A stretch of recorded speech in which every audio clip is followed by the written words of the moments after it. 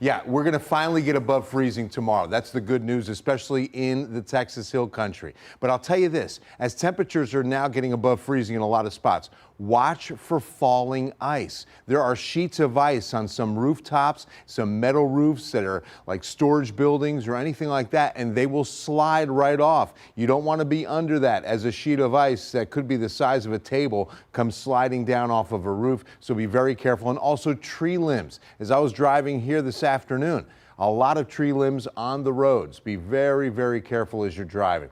All right, let's take a look outside. San Antonio International tells the visibility story, or the lack thereof. You can barely pick up the runways there. We'll show you the live visibility in a moment. First, I want to show you the above freezing 34, but it still feels like 27. North wind, the culprit, at about 9 to 10 miles per hour. The dew point nice and low with a light drizzle falling at San Antonio International. The lowest visibility right now over Seguin. It drops down to about a mile there on I-10 to our east, 2 miles at New Braunfels, 5 miles is what you were just looking at San Antonio International, 3 at Stinson, and then a little farther north, we've got some low visibility up I-10 at Kerrville as well. Live radar is going to show you that things have really thinned out over the last few hours, but a good bulk of good rainfall and freezing rain right up the 281 corridor. That's why you see all of these freezing rain reports going right up 281, down 281 for that matter as well. And then I-35, the farther north you go, the more freezing rain reports you get.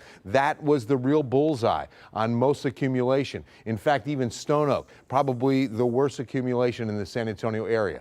So as this upper level low, the big anchor of this entire winter storm, gets closer, we get some good forcing and another band of precipitation. Look at the low. You can really see it now, just west and southwest of El Paso and coming into our direction. So as it gets closer, again, it's going to be working in another batch of precip for overnight tonight. So as we get to about the 2 a.m. hour is when we're expecting most of this precip to find us. It looks like San Antonio, Seguin, New Braunfels, all above freezing, all staying liquid. But once you get north, Canyon Lake, who's still dealing with a lot of tree limb issues, and then up into Kendall County, Kerrville, we are expecting more freezing rain and some more accumulation, but we will clear out by mid-morning tomorrow. We're not expecting a whole lot. 1/100 of an inch at Kerrville. We've really backed off on these accumulation forecasts as far as how much more we could see, maybe about 1/10 of an inch at the most, but that can make a difference. All right, tomorrow, 35 to start, 48 to finish.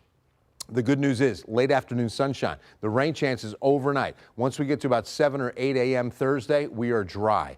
Nothing but sunshine Friday, 36 to 58. Big recovery. 60 waiting for us Saturday, closer to 70 on a sunny Sunday. A slight chance of rain returns by next Tuesday. We're almost there, Alana. We're almost out of this, and Old Man Winter is going to loosen his grip.